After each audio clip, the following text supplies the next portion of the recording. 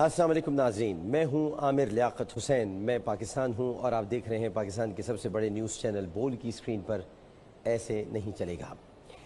नाज़रीन मोहतरम, सबसे पहले तो मैं आपको ये बताना चाहता हूं कि पाकिस्तान के तकरीबन तमाम ही सियासतदानों और सियासी जमातों ने जनाब मियाँ मोहम्मद नवाज शरीफ साहब से खुल कर ये मुतालबा कर दिया है कि वो इस्तीफ़ा दे दें।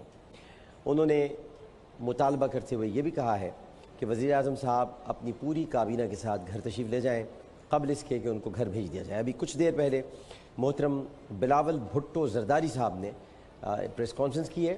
तफसीलात आपको हम अभी तो कुछ देर में बताते हैं, लेकिन ज़रा हम अपने तरीक़े के मुताबिक आगे बढ़ते हैं। सबसे पहले तो एक और झटका जनाब मियाँ मोहम्मद नवाज शरीफ साहब के पूरे टब्बर को लगा है, और वो ये कि अमाराती ख़ानदान उसने शरीफ ख़ानदान को झूठा करार दे दिया है। पैनामा स्कैंडल की तहक़ीक़ात करने वाली जो JIT है, उसने अपनी रिपोर्ट में कहा कि मुत्तहिदा अरब अमारात की वज़ारत इंसाफ़ ने गल्फ़ स्टील जो कि मौजूदा इसका जो नाम है वो है आहाली स्टील, इसकी फ़रोख्त और इससे हासिल होने वाली रकम से मुतालिक वज़ीर आज़म जनाब मियाँ मोहम्मद नवाज शरीफ साहब के कज़न तारिक शफ़ी के दावे को मुस्तरद कर दिया है। और सुप्रीम कोर्ट में जो रिपोर्ट जमा कराई गई थी उसकी जिल्द नंबर 3 में मुत्तहिदा अरब अमारात की वज़ारत इंसाफ़ का ख़त भी शामिल किया गया है, जिसमें वज़ारत इंसाफ़ ने वज़ीर आज़म पाकिस्तान के कज़न जनाब तारिक शफ़ी के 4 में से 3 दावे मुस्तरद कर दिए। ये तो ख़बर पुरानी थी, तो बात समझ में आती कि ये भाई आप नई बात इसमें क्या लेकर आए। नई बात इसमें जो है वो ये कि वज़ीर आज़म के जो भाई हैं जनाब मियाँ मोहम्मद शहबाज शरीफ साहब, जो कि मियाँ मोहम्मद नवाज शरीफ साहब के छोटे भाई हैं, उन्होंने तारिक शफ़ी साहब का जो ये दावा था जो उन्होंने JIT के सामने किया था, उस दावे की तस्दीक करने से उन्होंने इनकार कर दिया है। उन्होंने कहा है कि मैं इस दावे की तस्दीक नहीं करूँगा, और बहुत खामोशी इख्तियार कर ली है, मुकम्मल खामोश हैं। ख़ानदान वाज़े तौर पर तक़सीम हो चुका है, और इस तक़सीम की एक और बुनियादी वजह है, और वो है जनाब ज़ईफ़ुल उम्र मोहतरम जनाब इसहाक़ डार साहब की खुफिया शादी, जिसकी वजह से मोहतरमा कुलसूम नवाज़ साहिबा बहुत नाला हैं। एक तो ख़ानदान की तक़सीम समदी साहब की वजह से हुई है, दूसरी जनाब शहबाज शरीफ साहब ने इनकार कर दिया है कि मैं तस्दीक़ नहीं करूँगा। तारिक शफ़ी साहब की जो दस्तावेज़ात हैं किसी सूरत में मैं उसकी तस्दीक नहीं करूँगा, ये मियाँ मोहम्मद शहबाज शरीफ साहब ने कहा है। और इससे ये भी अंदाज़ा होता है कि पूरे ख़ानदान में इस वक्त एक वाज़ेह तक़सीम है। ख़ानदान सोच विचार के साथ साथ तकलीफ़ में मुब्तला है कि ये हमारे साथ हो क्या रहा है, हो क्या गया है, और हम किस तरफ जा रहे हैं। उन्होंने ये भी कहा है कि हम बिल्कुल दिफ़ा नहीं करेंगे, जो कुछ हो रहा है उसका बिल्कुल दिफ़ा नहीं करेंगे, यानी शहबाज शरीफ साहब की तरफ से कोई दिफ़ा नहीं किया जाएगा। ये मैं आपको इत्तला दे रहा हूँ। कुछ दिनों के बाद ये इत्तलात ख़बर की सूरत में उभर कर सामने आ जाएंगी। लेकिन नाज़रीन मोहतरम, इस वक्त सबसे अहम तरीन ये है कि मियाँ मोहम्मद नवाज शरीफ साहब क्या सोच रहे हैं। इस वक्त वो शदीद डिप्रेशन का शिकार है, बहुत जहनी दबाव में, और होना भी चाहिए। मुझे उनसे बहुत हमदर्दी है। वो बहुत शदीद किस्म के एक ऐसे तनाव में हैं कि जहाँ वो कोई फ़ैसला नहीं कर पा रहे हैं। गो के बहुत सारे फ़ैसले वो कर सकते हैं। जो मेरे पास इत्तलात हैं उनके मुताबिक 4 फार्मूले ज़ेर गौर हैं। मैं आपको ये फार्मूले बता देता हूँ, स्क्रीन पर आपकी नज़र आएंगे कि 4 कौन से फार्मूले ज़ेर गौर हैं। आप देखते भी रहिएगा और मैं आपको बता देता हूँ। पहला फार्मूला जो ज़ेर गौर है वो ये कि नवाज शरीफ साहब माजी को दोहराते हुए कौम से जारहाना अंदाज में ख़िताब करेंगे, और वही अल्फाज दोहराएंगे जो उन्होंने माजी में कौम के सामने कहे थे। अगर आपको याद हो तो उन्होंने कहे थे कि डिक्टेशन नहीं लूँगा, हार नहीं मानूंगा, सर नहीं झुकाऊंगा, किसी के सामने नहीं झुकूंगा, और कौमी असम्बली तोड़ने का ऐलान करता हूँ। ये पहला फार्मूला है जो नवाज शरीफ साहब के जहन में इस वक्त मचल रहा है। दूसरा फार्मूला ये है कि नवाज शरीफ साहब सऊदी अरब, तुर्की और बरतानवी दोस्तों की मदद से माहौल में तनाव के ख़ात्मे के लिए पाकिस्तान पर बैनुल अक़वामी दबाव डालेंगे, और ऐसे डलवाएंगे जैसे जिंदल, याद होगा आपको, जिंदल जैसे आया था, تو جندل جیسے دوستوں کے ذریعے بھارتی دوستوں کو بھی آمادہ کریں گے، آئی ریپیٹ، بھارتی دوستوں کو بھی آمادہ کریں گے کہ فوج کو سرحدوں کی طرف مشغول رکھا جائے تاکہ میں ملک کے اندرونی حالات سے نمٹ لوں۔ بہت معنی خیز بات ہے، ذرا غور کریں گے تو آپ کی سمجھ میں آ جائے گی۔ تیسرا جو فارمولہ ہے وہ فارمولہ یہ ہے کہ میاں صاحب کی جو انتہائی قابل احترام اور ہمارے لیے بہت قابل تعظیم ہے، بہت اس میں کوئی شک ہی نہیں ہے، اور وہ ہے محترمہ کلثوم نواز صاحبہ۔ یہ انتہائی قابل تعظیم ہے، یہ ان کی اہلیہ ہیں، فرسٹ لیڈی ہے پاکستان کی۔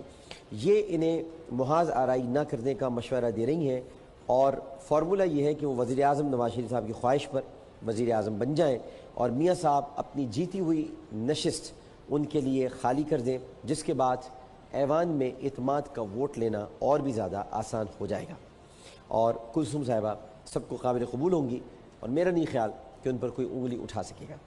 چوتھا فارمولہ جو میاں صاحب کے ذہن میں اس وقت گردش کر رہا ہے، اور وہ یہ ہے کہ یہ بھی بڑا اہم ہے کہ میاں صاحب، ایک محاورہ ہے، تیل دیکھیں تیل کی دھار دیکھیں، تو اس وقت حالات کا بغور جائزہ لیتے رہیں اور اس پر عمل کرتے ہوئے فی الحال تو وہ خاموشی اختیار کرتے ہیں اور خاموشی کے ساتھ جائزہ لیتے رہیں۔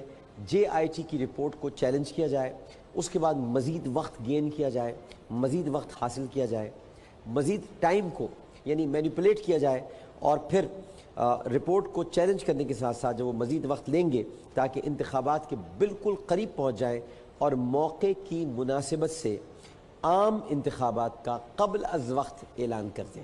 یہ چوتھا فارمولہ ہے۔ لیکن اس میں جو سب سے بڑی رکاوٹ ہے وہ ہے سینٹ کے انتخابات۔ اب یہ کتنا کھینچ سکتے ہیں؟ 1 مہینہ، 2 مہینہ، 3 مہینہ؟ مارچ میں سینٹ کے انتخابات ہونے ہیں۔ اگر سینٹ کے انتخابات سے پہلے قومی اسمبلی یا اسمبلیاں تحلیل ہو جاتی ہیں تو نواز شریف صاحب کو کوئی فائدہ نہیں ہے۔ وہ چاہتے ہیں کہ مارچ تک گاڑی چلتی رہے، مارچ تک یہ معاملہ چلتا رہے، اور اس کے بعد وہ کسی نہ کسی طرح قومی اسمبلی کو تحلیل کر دیں تاکہ سینٹ کے انتخابات ہو جائیں اور سینٹ میں ان کی اکثریت۔ ایک پانچواں فارمولہ اور ہے، یہ فارمولہ نئے بڑبونگیوں کی طرف سے ہے، جو نئے بڑبونگی آپ کو نظر آتے ہیں، جو مسلسل عدالتوں پر، میڈیا پر، کچھ اینکرز پر حملے کرتے ہوئے دکھائی دیتے ہیں۔ ان بڑبونگیوں نے یہ کہا ہے کہ میاں صاحب تسی جھکنا نہیں، تسی بس لڑنے کے لیے تیار ہو جاؤ جی، تو آپ نے ڈٹے رہنا ہے، لڑائی کرنی ہے اور آخری انجام تک پہنچنا ہے، اور وہ چہرے کھل کر سامنے آ جائیں جو آپ کے خلاف سازشیں کر رہے ہیں۔ لیکن میاں صاحب یہ مشورہ ماننے کے لیے تیار نہیں ہے۔ میاں صاحب نے ان کی بات سنی ضرور ہے، کیونکہ ان میں کچھ لوگ ان کے بہت قابل اعتماد ہیں، کچھ نہیں ہیں، کچھ بالکل نئے نئے ہیں، کچھ بہت کچھ پرانے ہیں، لیکن جو بہت پرانے ہیں وہ کچھ بدلے سے لگتے ہیں، بہت بدل گئے۔ میں ان کے نام ابھی نہیں لوں گا، لیکن کچھ بدلے سے میرے سرکار نظر آتے ہیں۔ ان میں سے ایک صاحب ہیں جو 2 مرتبہ کسی کی گاڑی ڈرائیو کر کے گئے، ہاں انہوں نے گاڑی ڈرائیو کی ہے، بس میں ابھی اتنا ہی بتا سکتا ہوں، لیکن وہ بہت بدلے ہوئے ہیں، اور وہ یہ کہہ رہے ہیں کہ یہ سب کچھ غلط ہو رہا ہے، آپ کو یہ سب نہیں کرنا چاہیے تھا۔ اور میاں صاحب کو ان کا ماضی یاد دلا رہے ہیں اور بتا رہے ہیں، دیکھیے میاں صاحب، پہلے بھی آپ سے یہی کہا گیا تھا کہ آپ ڈٹ جائیں، آپ ڈٹے، آپ نے طیارہ رکوا دیا، آپ نے طیارے کو واپس جانے کے لیے کہہ دیا، یہاں تک کہ آپ نے بھارت تک میں طیارہ اتروانے کے لیے کہہ دیا۔ اس کے بعد کیا ہوا تھا کراچی ایئرپورٹ پر رانا مقبول کے ساتھ؟ رانا مقبول یاد آئے؟ رانا مقبول کے ساتھ کیا ہوا تھا اگر آپ کو یاد ہو میاں صاحب؟ یہ وہ دوست ان کے کہہ رہے ہیں، وہ جو گاڑی چلاتے ہیں نا گاڑی، وہ یہ کہہ رہے ہیں کہ رانا مقبول کے ساتھ کیا ہوا تھا اگر آپ کو یاد ہو۔ تو رانا مقبول کے ساتھ جو ہوا، اس وقت 2/3 اکثریت آپ کے ساتھ تھی، لیکن جب آپ کو گرفتار کیا گیا اور جسٹس رحمت حسین جعفری صاحب کی عدالت میں جب آپ کو پیش کیا جاتا رہا، تو میاں صاحب کوئی سڑکوں پر نہیں نکلا، بلکہ وہ تمام ہمارے ساتھی سب کے سب قائد اعظم مسلم لیگ میں چلے گئے۔ تو میاں صاحب ماضی تو 2/3 اکثریت کا تھا، ابھی تو 2/3 اکثریت کا معاملہ بھی نہیں ہے، ابھی تو معاملہ بہت سیدھا اور سادہ ہے۔ ابھی ایسے لوگ نہیں ہیں جو ساتھ دے سکے. جو گئے تھے بڑے پرانے کھلاڑی تھے جو ساتھ چلے گئے تھے, اور ہم کیسے چن چن کر ان میں سے واپس لے کر آئے ہیں بڑی مشکلوں سے. ایک بڑا یار باش آدمی تھا, اسے بھی ہم نے ناراض کر دیا, اس کا نام تھا مختوم جاوید ہاشمی. بڑا یار باش آدمی تھا, تو اسے بھی ہم نے ناراض کر دیا. بہت سارے اور لوگ تھے جو قائد لیگ میں گئے اور واپس نہیں آئے. چودھری شجاعت حسین اور پرویز الہی جیسے وفادار ساتھی بھی, وفادار ساتھی, یہ انہوں نے کہا ہے, یہ وفادار تھے, اور اس میں کوئی شک نہیں کہ وفادار تھے, بہت ساتھ دیا. لیکن جب آپ بالا ہی بالا معاہدے کر لیں گے اور بالا ہی بالا معاہدے کر کے چلے جائیں گے تو پھر ساتھ کون دے گا؟ تو وہ سمجھا رہے ہیں. اور اس میں ایک اور اہم کردار جو گھر میں ادا کر رہی ہیں وہ ہے کلثوم نواز صاحبہ. کلثوم نواز صاحبہ بہت ہی بالغ النظر خاتون ہیں.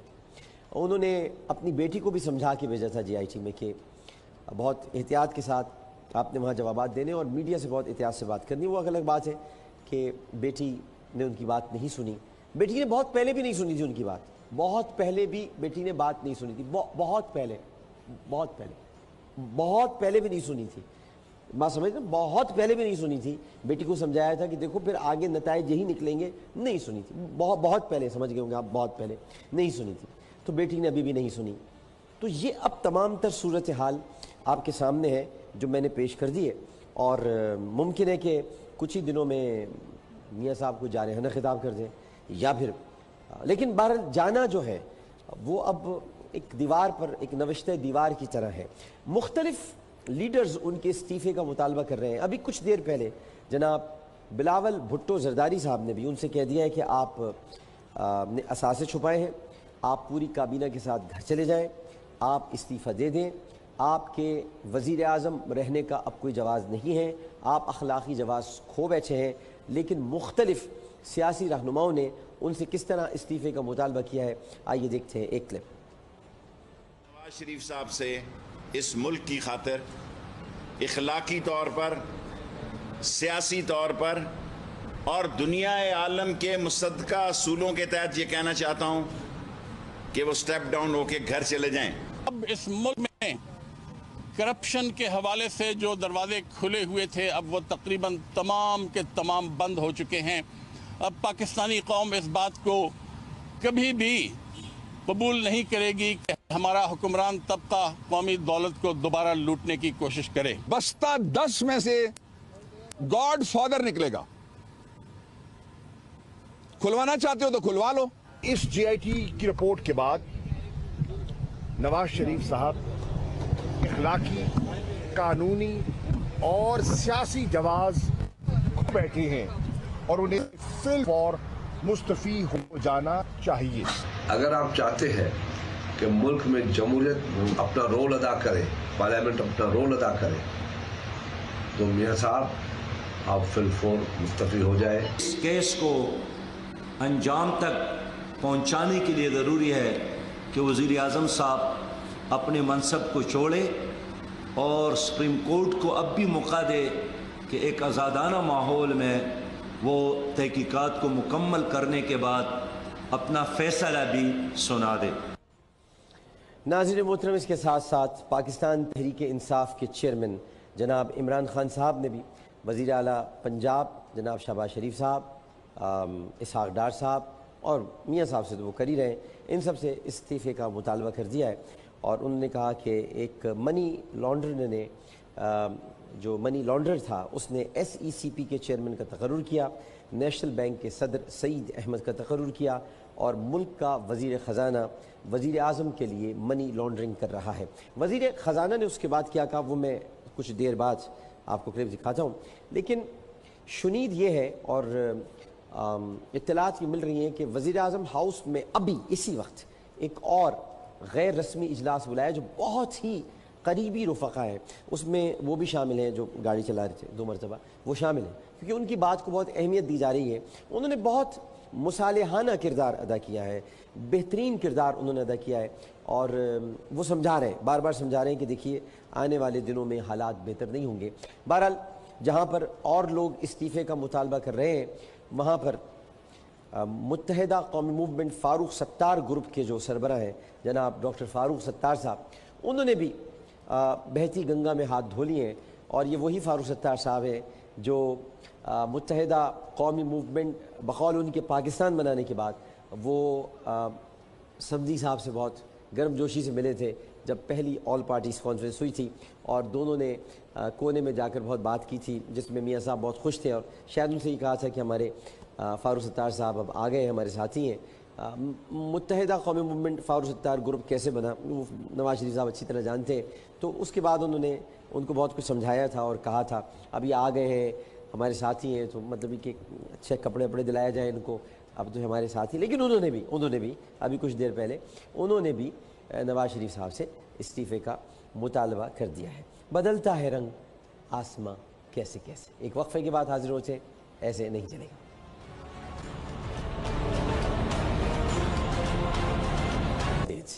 ناظرین محترم، ٹویٹس کا زمانہ ہے، ٹویٹس کی بہار ہے اور مختلف قسم کے ٹویٹس کیے جا رہے ہیں۔ ابھی کچھ دیر پہلے جناب عابد شیر علی صاحب نے بھی ایک ٹویٹ کیا ہے، وہ میں کچھ دیر میں آپ کو دکھاتا ہوں، جیسے ہی بن جائے گا وہ ہم اسکرین پر آپ کو دکھا دیں گے۔ لیکن پہلے میں آپ کو بہت ہی سینئر صحافی ہمارے جناب شاہین صہبائی صاحب، ان کا ٹویٹ آپ کو اسکرین پر دکھاتا ہوں، ذرا دیکھیے گا اور ذرا پہلے آپ کو مکمل اسکرین پر اس کو دکھاتے ہیں، اس ٹویٹ کو سمجھنے کی کوشش کیجیے گا۔ وہ کیا فرما رہے ہیں؟ وہ یہ فرما رہے ہیں کہ next big bomb, supreme court dropped a an bomb by asking details of ads to Jio, others. New ads will stop and all groups will have to give talashi of ad accounts.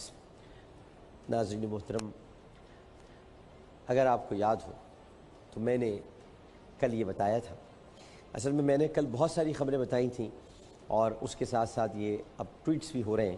میں نے آپ کو بتایا تھا، تفصیل سے پھر بتا دیتا ہوں۔ بالکل شاہین صہبائی صاحب درست فرما رہے ہیں۔ نواز حکومت نے پچھلے 3 برسوں کے دوران نیلے پیلے کو، جس کے سربراہ ہیں ابو ابراہیم میر شکیل الرحمان بن میر خلیل الرحمان دامت برکاتہم العالیہ مد ظلہ العالی جنگی نیوزی، ان کو 61 کروڑ روپے کے اشتہارات دیے گئے۔ 61 کروڑ روپے کے اشتہارات نیلے پیلے کو نواز حکومت نے دیے۔ چلیے اس کے بعد آ جاتے ہیں جناب عامر محمود صاحب کے دنیا نیوز کی طرف۔ بڑے زبردست تبصرے اس میں ہمارے شامی صاحب بھی کرتے تھے، بڑے دل سے باتیں ہوتی تھی میاں صاحب کی حمایت میں، خان بابا بھی میاں صاحب کی حمایت میں، مریم نواز شریف کی حمایت میں تو خان بابا نے بس صالح ظافر صاحب کے قریب تھے وہ، بس تھوڑا سا۔ تو دنیا نیوز کو کوئی 37 کروڑ روپے کے اشتہارات دیے گئے، 37 کروڑ کے اشتہارات دنیا نیوز کو دیے گئے۔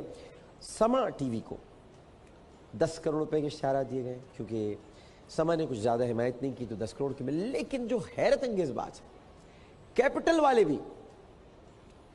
والے بھی جس پر بہت حیران ہیں اور انگشت بدنداں ہیں، وہ یہ ہے کہ کیپٹل میں یہ بات ہو رہی ہے کہ کیپٹل ٹی وی کو کس بات کے 23.5 کروڑ روپے کے اشتہارات دیے گئے۔ 23.5 کروڑ روپے کے اشتہارات کیپٹل ٹی وی کو دیے گئے ہیں، اور کیپٹل ٹی وی ناموس رسالت کے معاملے میں جو مہم چلا رہا تھا پوری دنیا جانتی ہے۔ وقت آئے گا سب کو حساب دینا ہے، نبی کے معاملے میں تو سب کو حساب دینا ہے، نبی کریم صلی اللہ علیہ وآلہ وسلم کے معاملے میں 23.5 کروڑ روپے کے اشتہارات کیپٹل ٹی وی کو دیے گئے، جبکہ وہاں کے بہت سے ملازمین جنہیں میں اسکرین پہ بھی لا کر بٹھا سکتا ہوں، جن کو تنخواہیں نہیں دی گئیں اور بہت ذلیل کر کے وہ ادارے سے نکال دیے گئے۔ ARY نیوز، ہمارے سلمان بھائی سلمان اقبال صاحب، ARY نیوز کو جو اشتہارات کہ جب میں بتاؤں گا تو خود ہی آپ کو اندازہ ہو جائے گا کہ ان کے ساتھ کیا ہوا ہے، ان کو ملے ہیں صرف 4.25 کروڑ روپے کے اشتہارات۔ اس سے زیادہ ان کو مل نہیں سکتے تھے، کیونکہ وہ جو کر رہے تھے، یعنی حق اور سچ کی جو بات کر رہا تھا چینل، اس کو 4.25 کروڑ روپے کے اشتہارات دیے گئے۔ اور ایک اور چینل ہے، اس کا نام ہے وقت کو ایک خاتون چلاتی ہیں، اور اس سے پہلے وقت کو چلایا کرتے تھے جناب مجید نظامی صاحب، بہت بڑے صحافی، اب نہیں رہے، اللہ تعالیٰ ان کو غریق رحمت کرے۔ عبدالحمید نظامی صاحب بہت بڑا نام تھا صحافت کی دنیا کا، اور انہی کے صاحبزادے عارف نظامی صاحب ہیں جو پہلے نیشن میں ہوا کرتے تھے، پھر گھریلو جھگڑے کے باعث انہیں نیشن سے بھی نکال دیا وہ جو خاتون ہیں، تو وہ وقت چینل کی مالکہ ہیں، ان کو 10 کروڑ روپے کے اشتہارات دیے گئے۔ تو آنے والے دنوں میں شاہین صاحبائی صاحب کا یہ ٹویٹ کہہ رہا ہے کہ ابھی بہت کچھ پوچھا جائے گا کہ یہ اشتہارات کیوں دیے گئے، کس مد میں دیے گئے، کس وجہ سے دیے گئے، بالخصوص کیپٹل ٹی وی اس کا ریٹنگ چارٹس نکالے جائیں گے کہ کتنا دیکھا جاتا تھا، جو اسے 23.5 کروڑ، پہلے زمانے میں اے بی سی ہوا کرتا تھا، آڈٹ بیورو سرٹیفائڈ اخبارات میں ہوتا تھا، اور پی آئی ڈی کی طرف سے، اور ایک پرانے زمانے کی بات بتا رہا ہوں جب یہ ٹیلی ویژن نہیں ہوتے تھے، تو پی آئی ڈی کی طرف سے، حکومت کی طرف سے اخبارات کو اشتہارات دے دیے جاتے تھے، تو اخبارات اشتہارات پہ چلا کرتے تھے۔ اگر یاد ہو میر صاحب کو، اگر یاد ہو حمید ہارون صاحب کو، اور اگر یاد ہو پرانے جتنے لوگ ہیں، میں تو اگر فخر ماتری صاحب کے زمانے تک چلے جاؤں، حریت تو کیسے بند ہوا، انجام کیسے بند ہوا، کیا سلوک کیا گیا اخبارات کے ساتھ، یہ لمبی کہانی ہے، چھوڑیے، اس پہ جانے کا وقت نہیں ہے، لیکن اشتہارات کے ذریعے سے مدد کی گئی۔ اس کے بعد ایک اور ہم آپ کو ٹویٹ دکھاتے ہیں جناب انصار عباسی صاحب کا، ذرا دیکھیے گا انصار عباسی صاحب کیا فرما رہے ہیں۔ انصار عباسی صاحب کا ٹویٹ اسکرین پر آ رہا ہے، اور انصار عباسی صاحب کہہ رہے ہیں کیا، the same JIT with same powers should not be referred money matters of Zardari، اور اس کے آگے انہوں نے لکھا ہے کہ مش اینڈ آئی کے the same JIT with same powers should not be referred money matters of Zardari، مش اینڈ آئی کے just suggestion، یہ انہوں نے فرمایا ہے۔ تو یہ انصار عباسی صاحب کو میں، خیر آپ نے جو فرمایا ٹھیک ہے، اپنے پر آئی، اپنی ذات پر آئی تو اوروں کی تلاشی بھی لے لی جائے، لیکن میں آپ کو انصار عباسی صاحب کے بدلتے ہوئے کچھ رنگ بتانا چاہتا ہوں، اور بدلتے ہوئے رنگ اگر آپ دیکھیں گے تو آپ حیران رہ جائیں گے، اسکرین پر بھی آئیں گے۔ انصار عباسی صاحب نے جب دیکھا کہ حالات تبدیل ہو گئے ہیں، ہوتے جا رہے ہیں، تو وہ بھی JIT کے گن گانے لگے۔ انصار عباسی صاحب نے آج ایک کالم لکھا ہے، اور اس میں JIT نے انہوں نے لکھا ہے کہ چار ثبوت ایسے حاصل کر لیے ہیں جن کی بنا پر شریف خاندان کا مستقبل تباہ ہو سکتا ہے۔ اب میں جو لال عبارتیں ہیں ذرا وہ غور سے پڑھیے گا۔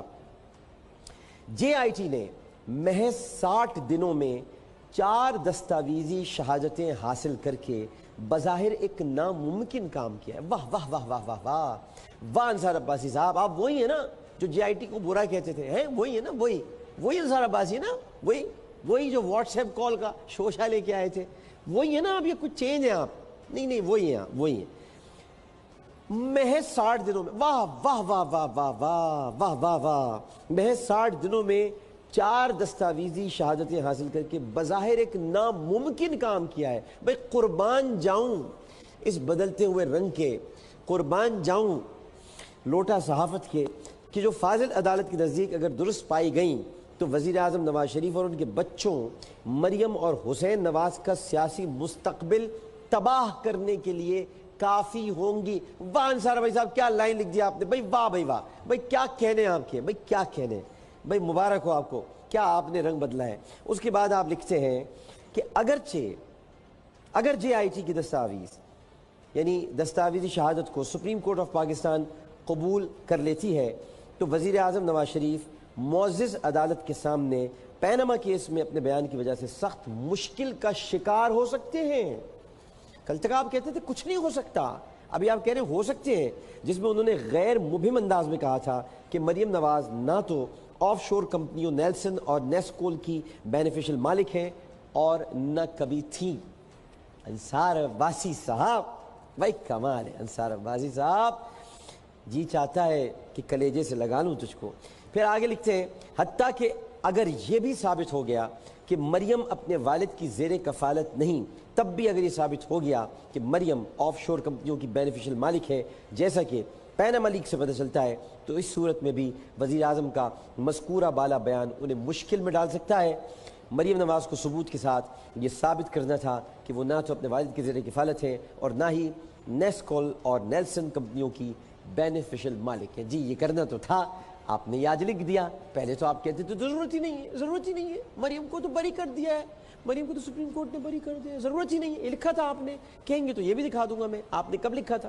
پھر لکھتے ہیں مریم کو دستاویز ثبوت فراہم کرنا تھا کہ وہ ٹرسٹی ہیں اور بینیفیشل اونر نہیں ہیں.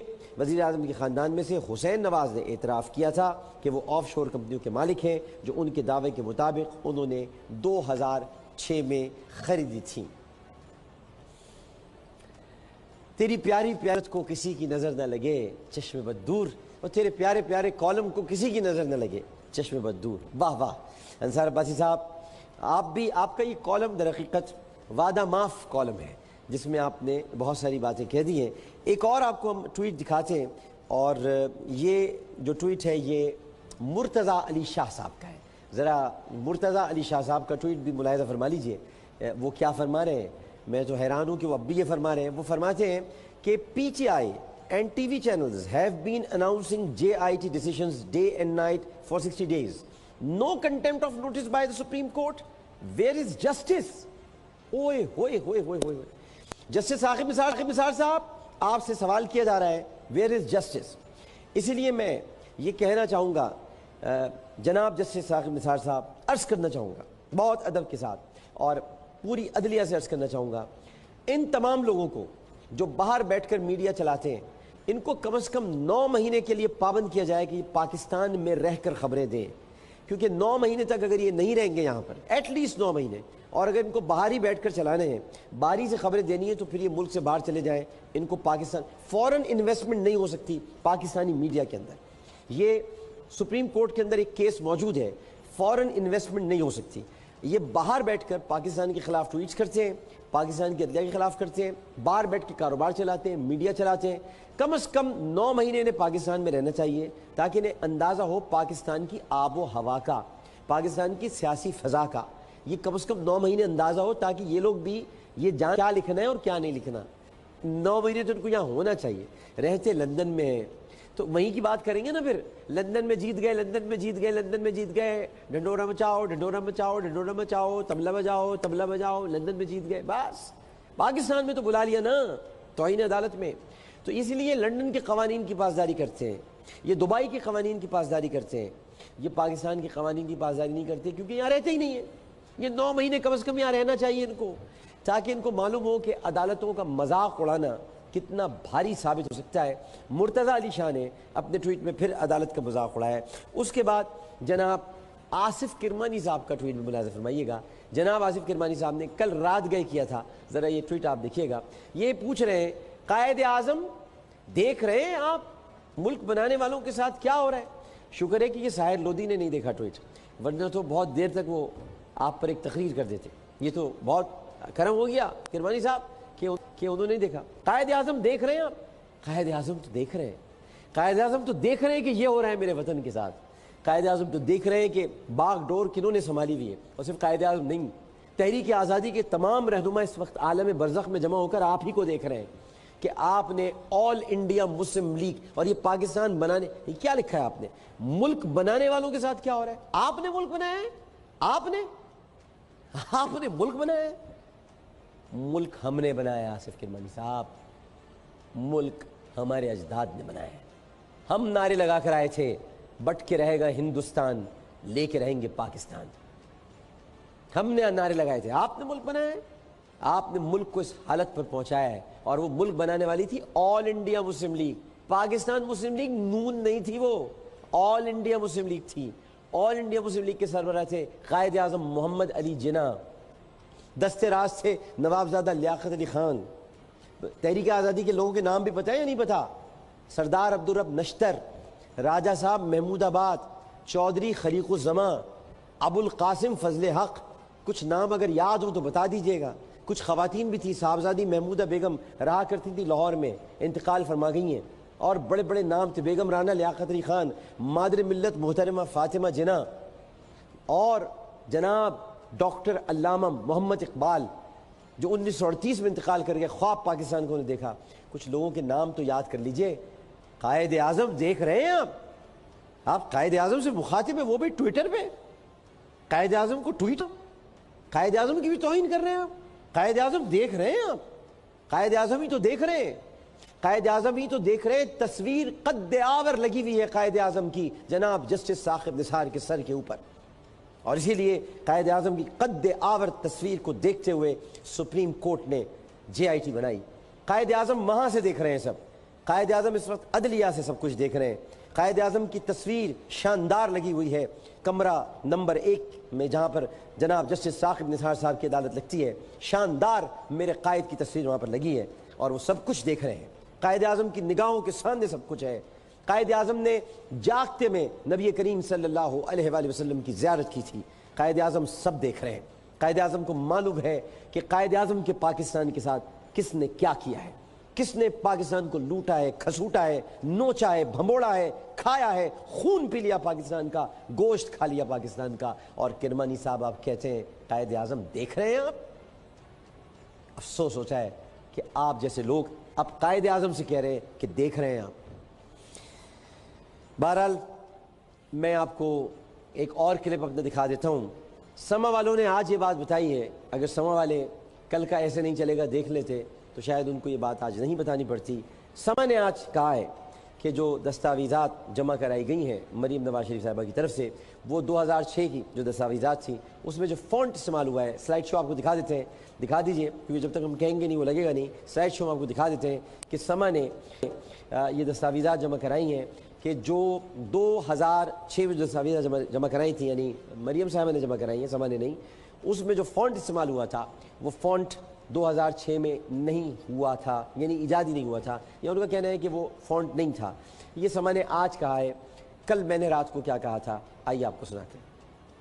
لیکن ایک بڑی عجیب سی بات ہوگی ناظرین محترم، وہ یہ کہ جو فورنزک ماہرین ہیں انہوں نے ایک بڑا عجیب انکشاف کر دیا ہے، اور فورنزک ماہرین کے انکشاف کے مطابق مریم صفدر صاحبہ نے اپنے دستخطوں والی جو 2006 کی دستاویزات تھیں، بڑی دلچسپ بات آپ کو بتا رہا ہوں میں، وہ جو 2006 کی دستاویزات جمع کرائی تھیں مریم صفدر صاحبہ نے، وہ جس فونٹ میں لکھی ہوئی تھیں وہ 2006 میں ایجادی نہیں ہوا تھا فونٹ۔ جی ہاں، ایسے پکڑے جاتے ہیں لوگ۔ 2006 میں وہ فونٹ ہی ایجاد نہیں ہوا تھا جس فونٹ میں انہوں نے دستاویزات جمع کرائی تھی۔ یہ بات میں نے کل ہی بتا دی تھی، اور یہ کیلیبری فونٹ ہے، اور یہ کیلیبری فونٹ 2006 میں ایجاد نہیں ہوا تھا۔ کیلیبری فونٹ 2013 میں آیا ہے، 2013 میں مائکروسافٹ ورڈ نے اس کو متعارف کرایا ہے، اور یہ بل گیٹس کے پسندیدہ فونٹس میں سے ہے، لہٰذا مائکروسافٹ ورڈ کا حصہ ہے کیلیبری فونٹ، اور اسی فونٹ میں محترمہ مریم نواز شریف صاحبہ نے دستاویزات جمع کرا دی، اور یہیں پر انسان پھنس جاتا ہے۔ اگر آپ میری ڈیل میں کرا دیتی یا ایریل میں کرا دیتی یا ہیلویٹیکا میں کرا دیتی یا ہیلویٹیکا راؤنڈ میں کرا دیتی یا آپ ایریل نیرو میں کرا دیتی تو شاید بچ جاتی ہیں آپ۔ ٹائمز نیو رومن میں کرا دیتی ہیں، ٹائمز نیو رومن میں تو پورے اخبار چھپتے ہیں، لیکن آپ نے بھی تو انتخاب کیا کیلیبری کا۔ اچھے انتخاب کرتی ہیں آپ، انتخاب اچھا تھا، لیکن اچھے فونٹس کے انتخاب نے رسوا کیا مجھے۔ ایک وقفہ لیتے ہیں، وقفے کے بعد حاضر ہوں گے، ایسے نہیں چلے گا۔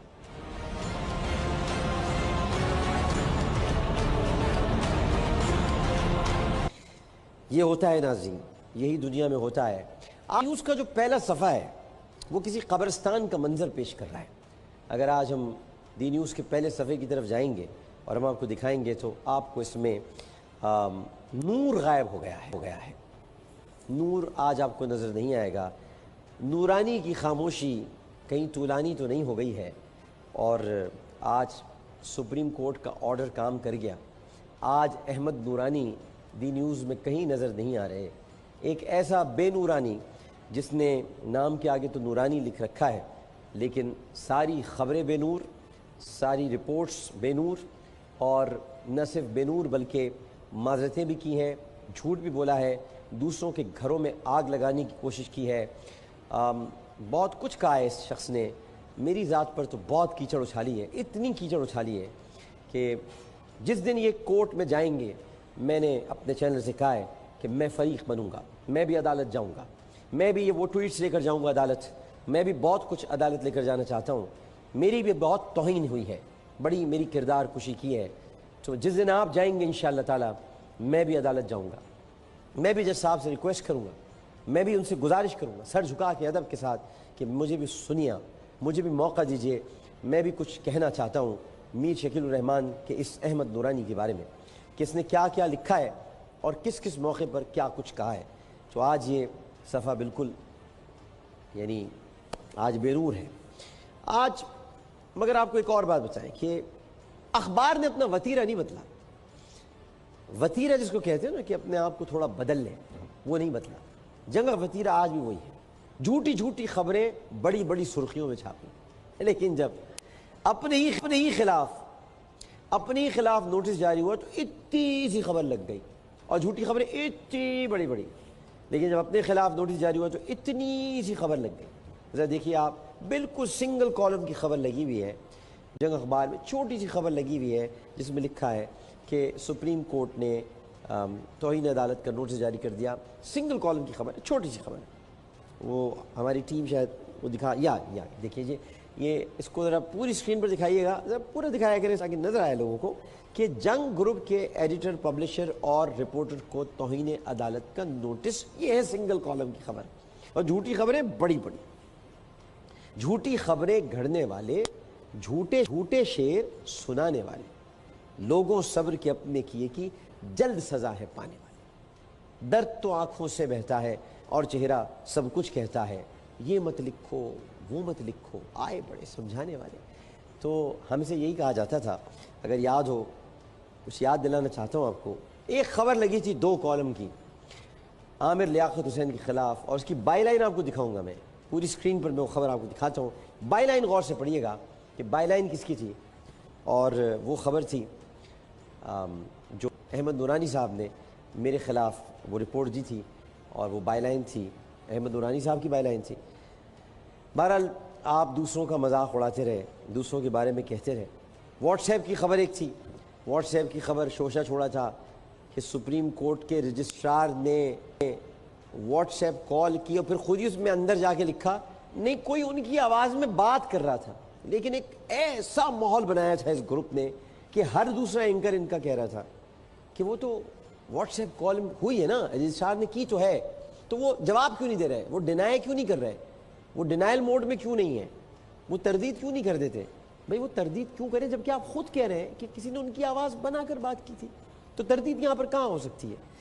لیکن بہرحال ان کی جو صحافت ہے نا, اس کا حال میں آپ کو بتاؤں کہ کیا ہے. آج ان کا آن لائن کا ایک تازہ, یعنی آن لائن آج ہی کا وہ اس میں تازہ ترین خبریں ہوتی ہیں آن لائن. یعنی اگر آپ www.jang.com.pk پر جائیں تو تازہ ترین خبریں آ جاتی ہیں. یہ اسکرین پر اس وقت یہ آج کی تاریخ میں دیکھ لیجیے آپ, تاریخ دکھا دیجیے 11 جولائی 2017. 11 جولائی 2017 کو فرما رہے ہیں کہ یہ مصنف اپنی کتاب کا پیج کھا گیا. یہ تازہ ترین خبر, تازہ ترین. میں آپ کو بتاتا ہوں یہ کتنی تازہ ترین ہے. یہ باسی دال میں تڑکے لگا کر بیچتے ہیں, باسی کھانوں میں تڑکے لگاتے ہیں, یہ باسی خبریں تازہ کر کے بیچتے ہیں. میں ان کو دکھاتا ہوں یہ میں نے کب بتائی تھی, ذرا تاریخ بھی دکھا دیجیے گا. دیکھیے,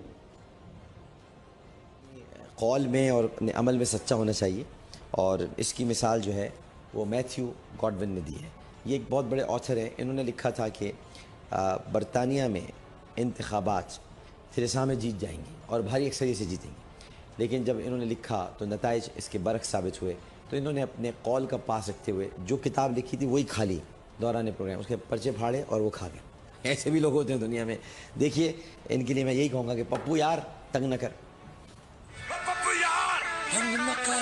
Okay, Craig, thank you. Matthew, we're going to hang on to you for just a second because you've become rather well known on social media for this tweet, which we can bring up onto the screen. 27th of May this year.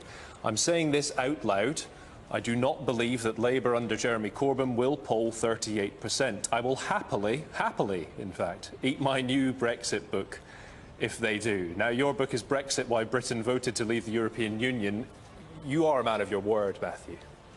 Well, indeed I am. I was surprised that Jeremy Corbyn added 2 percentage points or got 2 percentage points more than I had expected. And I did say that I would eat this book, which is available at all good bookstores. 2 percentage points makes a big difference. I am a man of my word. So what I'm going to do is just sit here and eat my book while you guys carry on. Super. Well, I'm sure a lot of people will be pleased to see that. Just quickly, consistency strong and stable, or is it a bit weak and wobbly, that paper? He's got his mouth full, I hear. Well, there we go. no, he's still, yeah, how was it? How was it, Matthew?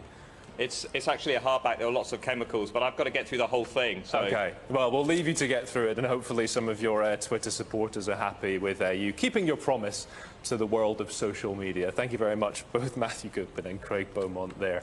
Wasn't expecting that when I came in today, I can tell you that. चले वहाँ कम से कम इतनी अखलाकी ज़रूरत तो है कि अगर कुछ लिखा था और वो गलत साबित हुआ तो पेपर फाड़ के खा गए। 14 जून की खबर 11 जुलाई को जंग अखबार के ऑनलाइन एडिशन में ताज़ा तरीन ख़बरों में शामिल है। इससे इनकी सहाफ़ती इक़दार मयार का अंदाज़ा लगाया जा सकता है। अब आप ज़ाहिर है कि जब मुल्क में ही नहीं रहेंगे और मुल्क से बाहर बैठकर मीडिया भी कंट्रोल करेंगे, अखबार को भी देखेंगे, तो मैं तो सुप्रीम कोर्ट से रिक्वेस्ट करूंगा इन लोगों को पाबंद किया जाए कि मुल्क में रहें, ताकि इनको एहसास हो कि कौन सी खबर तौहीन अदालत के ज़ुमरे में आ सकती है, कहाँ तौहीन हो सकती है। अगर आप इनको पाबंद नहीं करेंगे तो फिर तो ये बाहर बैठ के कुछ भी करते रहेंगे और ये बाहर के लॉस को फॉलो करेंगे। ये कहेंगे हम लंदन में जीत गए, ये कहेंगे हम यूएई में जीत गए, ये कहेंगे हम अमेरिका में जीत गए, लेकिन ये पाकिस्तान में हार जाते हैं क्योंकि पाकिस्तान में आते ही नहीं। इसलिए जो पाकिस्तान के ख़िलाफ़ इनको लिखना होता है ये बाहर से बैठकर लिखते हैं। अब मामला ये है कि कभी किसी शायर ने कहा था कि ये पक्की सिलाइयाँ हैं नहीं उधड़ने वाली, नूनियों की हरकतें अब भी नहीं हैं सुधरने वाली। आइए आपको दिखाते हैं कि तलाल चौधरी साहब क्या फरमा रहे हैं। चैनल को भी तौहीन अदालत का नोटिस दिया गया, बहुत अच्छा हुआ, मगर और अच्छा उस वक्त होगा जब उस चैनल के साथ बाकी चैनल्स की भी वीडियोस चलेंगी, ट्रांसक्रिप्ट आएगा और उनके उन एंकर से भी और उसके मालकान से भी पूछा जाएगा। ऐसे लगता है जैसे वो जेआईटी के कुर्सी के नीचे बैठे होते हैं, जैसे वो सुप्रीम कोर्ट में नहीं, वो एंकर्स सुप्रीम कोर्ट के कोर्ट रूम में नहीं, जजेस की रिटायरिंग रूम की अंदर की बातें वो अपनी तरफ से बयान करते हैं। चैनल्स का, तमाम एंकर्स का, सिर्फ एक रिपोर्टर का नहीं। बहुत अच्छा हुआ जब अदालत आलिया देखेगी, कौम की आंखें भी खुलेंगी, सही फैसला भी होगा। आपकी और नीले पीले की मोहब्बत देखकर आप ही के पसंदीदा मुल्क से लिए हुए गाने का एक शेर आपको डेडिकेट कर देता हूँ। इससे ज़्यादा मैं क्या और कहूँ इस अजीब व गरीब बात पर कि दो दिल मिल रहे हैं मगर चुपके है, सबको हो रही है खबर चुपके। तो आप मिल तो रहे हैं चुपके, लेकिन खबर भी सबको हो रही है। आप उनको बचाते हैं, वो आपको बचाते हैं, लेकिन आप दोनों एक दूसरे को बचाते हैं और मुल्क के लिए कुछ नहीं बचाते, सब खा जाते हैं। तो आप उनको बचा रहे हैं, वो आपको बचा रहे हैं। आगे आप क्या फरमा रहे हैं ये भी सुन लीजिए। मुमकिन ही नहीं कि किसी की डिमांड पर, जबकि करोड़ों लोग, करोड़ों पाकिस्तानी का मैंडेट उस नवाज शरीफ के पीछे खड़ा हो, वो उस मैंडेट की तौहीन करे। नवाज शरीफ के पर लाजिम है कि वो पाकिस्तान के लोगों के मैंडेट को ओन करे और उसके मैंडेट को जिस तरह अवाम चाहते हैं अमली शक्ल दे। तो इस्तीफा मांगने वाले, उसको मंजर से हटाने वाले के पास सिर्फ एक रास्ता है, वो है पाकिस्तान के लोगों के 20 करोड़ की जेआईटी। जिस दिन वो गुनाहगार करेगी, जिस दिन वो वोट आउट करेगी, उस दिन हम बगैर पूछे घर चले जाएंगे, मगर उसके अलावा नहीं। नाज़रीन मोहतरम, ये बहुत ख़तरनाक बयान है। ये कहना कि 20 करोड़ लोगों की जेआईटी लगे, यानी ये दरहकीकत उकसा रहे हैं आवाम को कि वो सुप्रीम कोर्ट पर हमला आवर हो जाए। اس کو اس تناظر میں دیکھا جائے، کیونکہ میں یہی دیکھ رہا ہوں. یہ عوام کو اکسایا جا رہا ہے کہ 20 کروڑ عوام جے آئی ٹی لگائیں، اور وہ کس کے خلاف جے آئی ٹی لگائیں گے؟ یقیناً وہ سپریم کورٹ کے خلاف لگائیں گے، فوج کے خلاف لگائیں گے. یعنی جو یہ کہہ رہے ہیں، گو کہ نہیں نکلے گا کوئی، یہ میں پہلے ہی بتا دوں، ذرا خاطر جمع رکھیے، کہنے سے کچھ نہیں ہوگا، کوئی باہر نہیں آنے والا، آپ کے لیے کوئی باہر نہیں آنے والا. لیکن آپ کا یہ بیان خطرناک ہے اور قابل توجہ ہے اور قابل گرفت ہے. حنیف عباسی صاحب جو پہلے کبھی جماعت اسلامی میں ہوا کرتے تھے، کیا فرمائیں؟ کی جو محبت اور پیار ہمیں نظر آیا ہے، یہ بڑے بڑے صندوق اور بکسے نظر آئے ہیں ہمیں. ان بکسوں کے اندر کچھ بھی نہیں تھا، ان صندوقوں کے اندر کچھ بھی نہیں تھا، ان اٹیچی کیس کے اندر کچھ بھی نہیں تھا. مفروضات تھیں. اور یاد رکھیں جو ہمارے خدشات پہلے تھے جے آئی ٹی کے متعلق، وہ خدشات آج سچ ثابت ہوئے، کل سچ ثابت ہوئے. اور یاد رکھیں کہ وہ لوگ جو اس جے آئی ٹی کے اندر بیٹھے ہوئے ہیں، ان کی ایفیلیشن ہے، پارٹیوں کے ساتھ ایفیلیشن ہے، اور ان پارٹیوں کے ساتھ ایفیلیشن کی بدولت ان پورے صندوقوں اور اٹیچی کیس میں سے عمران خان اور شیخ رشید نکلے ہیں. شیخ رشید اور عمران خان کیسے پہلے وہ بات کر دیتا تھا جو جے آئی ٹی نے آج کی ہے، کل کی ہے، یسٹرڈے کی ہے؟ شیخ رشید اور عمران خان کو کیسے پتا چل جاتا تھا کہ وہ جو بیانات اندر اسحاق ڈار صاحب دے کے ہیں یا شہباز شریف صاحب دے کے آئے ہیں، تو وہ کیا کیا سوالات جوابات ہوئے ہیں؟ دیکھیے جی حنیف عباسی صاحب، یہ سیاسی تجزیے ہوتے ہیں، سیاسی باتیں ہوتی ہیں. آپ بھی تو بہت کچھ کہہ دیتے تھے کہ وہ جو آپ کہہ رہے ہیں نا کہ عمران خان صاحب کو کیسے پتہ ہوتا تھا، آپ کو کیسے پتہ ہوتا تھا کہ جے آئی ٹی آپ کے خلاف جا رہی ہے؟ آپ کو کیسے پتہ ہوتا تھا کہ جے آئی ٹی آپ کے خلاف فیصلہ دے گی؟ آپ نے جے آئی ٹی کو 007 کیوں کہہ دیا تھا پہلے؟ آپ نے جے آئی ٹی کو قصائی کی دکان کیوں کہہ دیا تھا پہلے؟ حنیف عباسی صاحب، آپ ایک سیاسی کارکن ہیں، اور ایک سیاسی کارکن کو غیر سیاسی بیانات دینا اور بلا وجہ کی بحث میں پڑنا کہ ان کو کیسے پتہ ہو جاتا تھا، کیسے معلوم ہو جاتا تھا، سیاسی تجزیے ہوتے ہیں. میں بہت ساری باتیں کہہ رہا ہوں تو کیا مجھ کو پتہ ہے پہلے سے، یا کسی نے مجھ کو بتا دی؟ آپ کو بہت ساری باتیں پتہ ہوتی ہیں. سیاسی تجزیہ ہوتا ہے، ایک ویژن ہوتا ہے انسان کا، آپ کا بھی ویژن ہے. تو یہ سب فضول باتیں ہیں، اس سے وقت ضائع ہو رہا ہے اور کچھ نہیں ہو رہا. اب تو چڑیاں چگ گئیں کھیت، اب پچھتائے کیا ہوت. تو احسن اقبال صاحب نے آج بڑی اہم باتیں دو کی ہیں. پہلے ذرا ان کا کلپ دیکھتے ہیں. کوئی ہمیں یہ بتائے کہ پاکستان کے سویلین حکمرانوں میں کیا مینوفیکچرنگ ڈیفیکٹ ہے کہ حسین شہید سور وردی سے لے کے نواز شریف تک کسی کو 5 سال پورے نہیں کرنے دیے جاتے. It is a direct attack on Pakistan Army. It is a direct attack on Pakistan Army. یعنی پاکستان کے سول حکمرانوں میں کیا ڈیفیکٹ ہے؟ کس سے پوچھ رہے ہیں آپ؟ کوئی ہمیں یہ بتائے، وہ کون ہے جو آپ کو بتائے؟ یہ ایک حملہ ہے، اور ابھی یہ کھل کے نہیں کہہ رہے ہیں، آپ ذرا 1-2 دن گزرنے دیجئے. اس کے بعد میری یہ بات یاد رکھیے گا، سپریم کورٹ اور فوج دونوں کو یہ نشانہ بنائیں گے. ابھی تو آہستہ آہستہ کھل رہے ہیں، جیسے جیسے کھلتے جائیں گے ویسے ویسے آپ ان کی گفتگو میں جارحانہ پن دیکھتے جائیں گے. کہہ دیا انہوں نے، کوئی ہمیں یہ بتائے سول حکمرانوں میں کیا ڈیفیکٹ تھا، حسین شہید سہروردی سے لے کر نواز شریف صاحب تک. تو ڈیفیکٹ تو خیر اگر اس پر بات کرنے پر آ جائیں تو بہت کچھ تھا. اور یہ جتنے فوجی سربراہان ہیں، ان کو بنایا بھی انہی جمہوری سیاستدانوں نے. آپ ہی جا کر ان کے پاس ریکویسٹیں کرتے رہے، مارشل لا لگا دو، مارشل لا لگا دو. تو فوجی حکمرانوں پر تنقید کرنے سے پہلے اپنے ماضی دیکھ لیں، کون کہاں اگا ہے، کس جگہ سے آیا ہے. ذرا اگر نوٹ کر لیں سب پتہ چل جائے گا آپ بھی کہاں سے آئے ہیں. حسن صاحب آپ کو بھی معلوم ہے. آگے آپ کیا فرما رہے ہیں؟ اب تو کھل کر آپ کہہ رہے ہیں. یہاں آپ نے تھوڑا دبے لفظوں میں کہا، لیکن اب آپ نے کھل کر کہا. اس حکومت کو 2 سال میں 58(2)B ایک ہوتی تھی، آج ایک عدالتی 58(2)B بنانے کی کوشش کی جا رہی ہے. ناظرین آپ کو نہیں پتا ہوگا، بہت سارے ناظرین کو میں بتا دیتا ہوں. 58(2)B یہ اب آئین کا حصہ نہیں رہی ہے. 58(2)B کا مطلب یہ تھا کہ صدر اپنے آئینی اختیارات استعمال کرتے ہوئے حکومت کو برطرف کر سکتا ہے. اب یہ کہہ رہے ہیں کہ عدالتی 58(2)B، یعنی کہہ رہے ہیں کہ اب عدالت حکومت کو برطرف کر سکتی ہے. یعنی کھل کر عدالت، توہین نہیں ہے، یہ عدالت پر حملہ ہے، عدالت پر باقاعدہ حملہ کیا ہے. جو آئین کی پاسدار ہے، جہاں آئین اس وقت محفوظ ہے، ایک ہی تو جگہ ہے جہاں آئین محفوظ ہے، اور وہ جگہ ہے پاکستان کی عدالت۔ پارلیمنٹ میں بھی کہاں آئین محفوظ ہے، آئین کی کاپیاں پھاڑ کے پھینک دیتے ہیں اراکین۔ ایک ہی جگہ ہے جہاں عدالت میں آئین محفوظ ہے۔ احسن اقبال صاحب نے پاکستانی عدالت پر بھی حملہ کر دیا۔ امید ہے کہ سپریم کورٹ ان بیانات کا بھی نوٹس لے گی۔ اسحاق ڈار صاحب فرماتے ہیں کہ میں چہرے پر جھریاں ختم کرانے والا انجیکشن نہیں لگاتا، وہ یہ کہتے ہیں، اور انہوں نے کچھ رپورٹ کے بارے میں بھی کہا ہے، لیکن پہلے ذرا جو رپورٹ سے متعلق وہ کہہ رہے ہیں ہم آپ کو سنا دیتے ہیں۔ رپورٹ جتنی ہم نے دیکھی ہے اس میں بہت بڑے گیپس ہیں، اس میں بہت زیادہ خامیاں ہیں، اس میں کافی زیادہ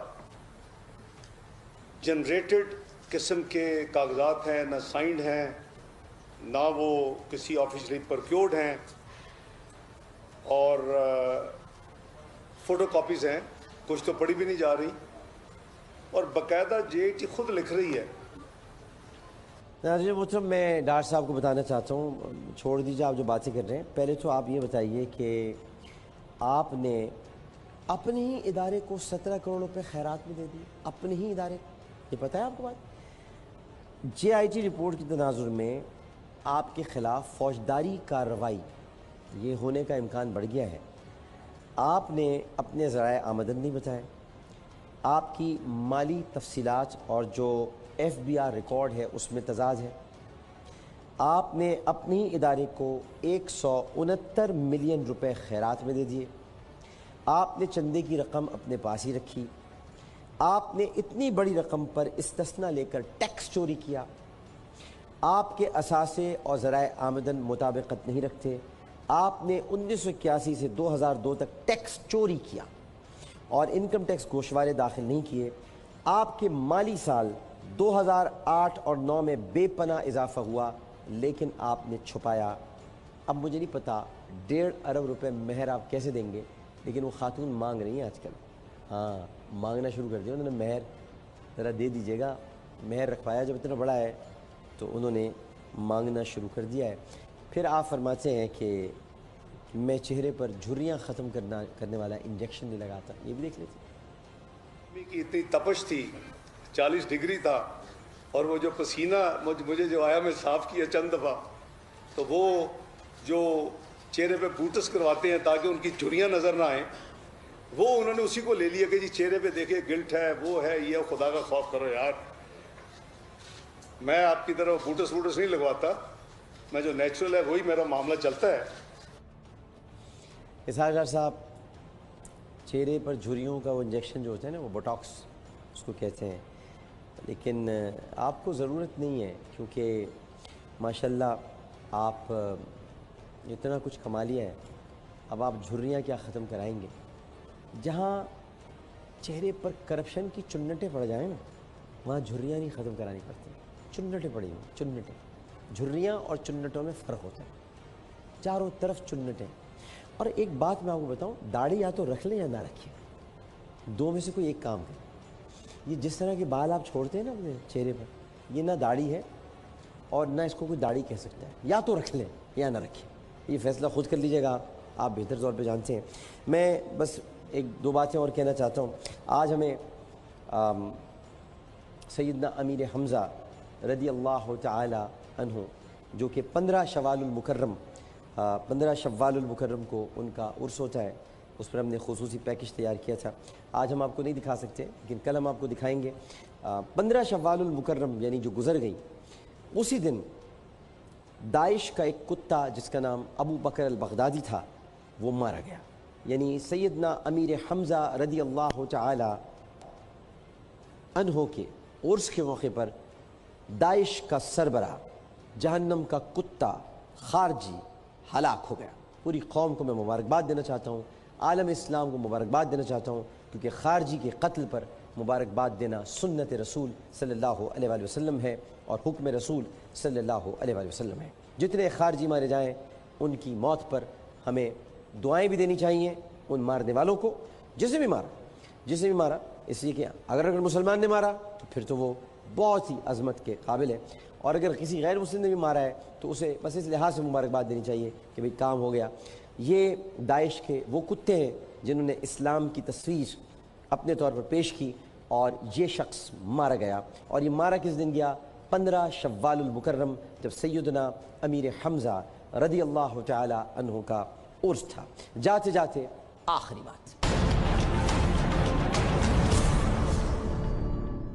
آخری بات یہ ہے کہ بابا جی کہا کرتے تھے کہ ایک بہت شریف آدمی تھا، اس کی زندگی میں 2 کپتان آئے. ایک کپتان لے کر بھاگ گیا اور دوسرا بھاگنے نہیں دیا. بابا جی کہا کرتے تھے. عامر لیاقت حسین کو اجازت دیجیے، انشاءاللہ زندگی رہی تو کل اسی وقت اسی چینل پر اسی پروگرام کے ساتھ دوبارہ حاضر ہوں گے.